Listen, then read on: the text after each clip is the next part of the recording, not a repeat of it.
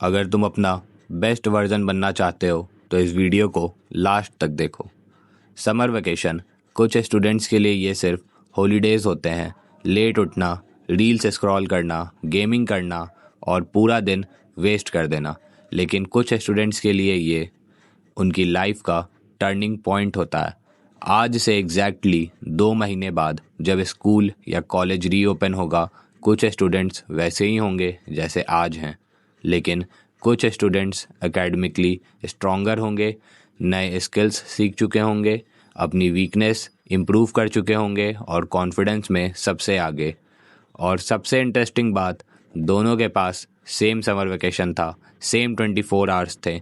Difference सिर्फ इतना था कि एक ग्रुप ने समर को वेस्ट किया और दूसरे ग्रुप ने समर को इन्वेस्ट किया।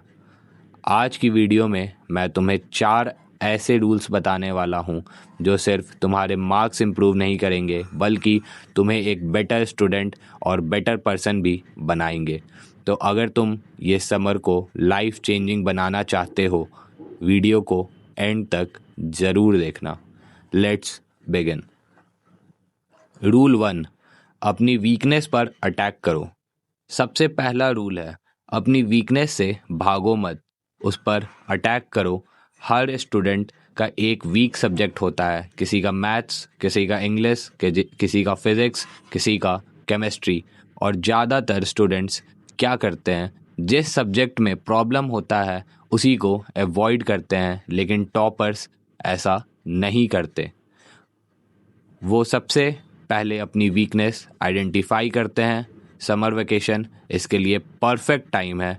एक नोटबुक निकालो और लिखो, मेरा वीकेस्ट सब्जेक्ट कौन सा है, मुझे किस चैप्टर में सबसे ज़्यादा प्रॉब्लम होती है, मैं उसे इम्प्रूव करने के लिए रोज़ कितना टाइम दूंगा।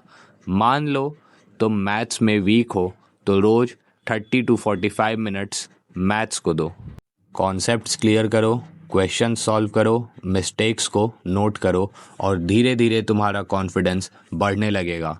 याद रखो, टॉपर वो नहीं होता जिसके पास वीकनेस नहीं होती। टॉपर वो होता है जो अपनी वीकनेस को स्ट्रेंथ बना लेता है। अब आता है rule number 2, learn a new skill. आज के टाइम में सिर्फ मार्क्स एनफ नहीं है, स्किल्स भी उतनी ही इम्पॉर्टेंट है और समर वेकेशन स्किल लर्निंग के लिए बेस्ट टाइम है।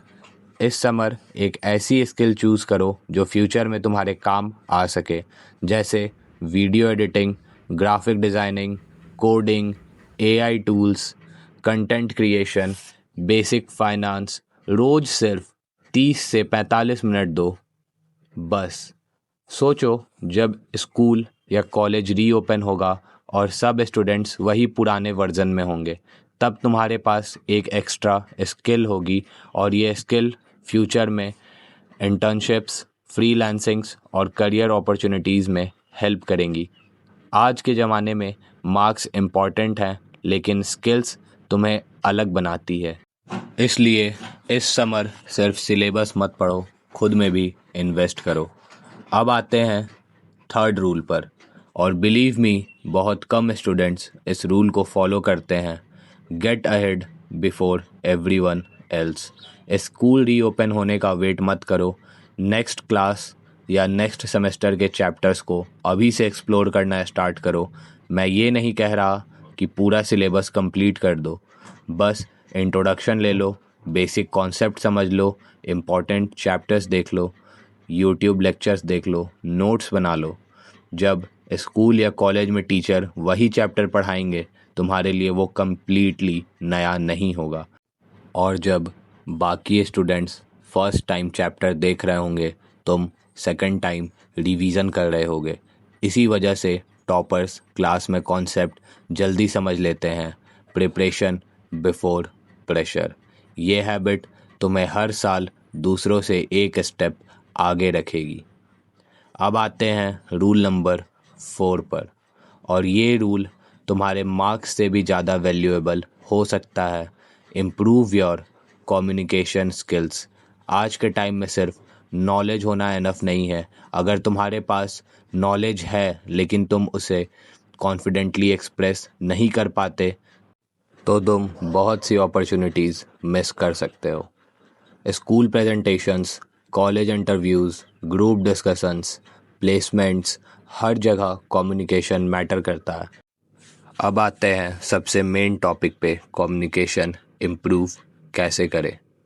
तो सबसे पहले मिरर प्रैक्टिस करो। रोज़ 10 मिनट मिरर के सामने खड़े होकर किसी भी टॉपिक पर बोलो। अपना इंट्रोडक्शन दो, अपने गोल्स के बारे में बोलो, आज तुमने क्या किया वो बताओ। मिरर तुम्हें तुम्हारी बॉडी लैंग्वेज और कॉन्फिडेंस दिखाता है।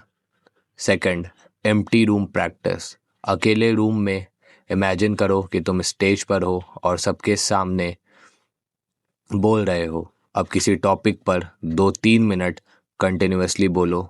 शुरू में ऑकवर्ड लगेगा, वर्ड्स अटकेंगे, लेकिन धीरे धीरे कॉन्फिडेंस बिल्ड होने लगेगा। Third, voice recording.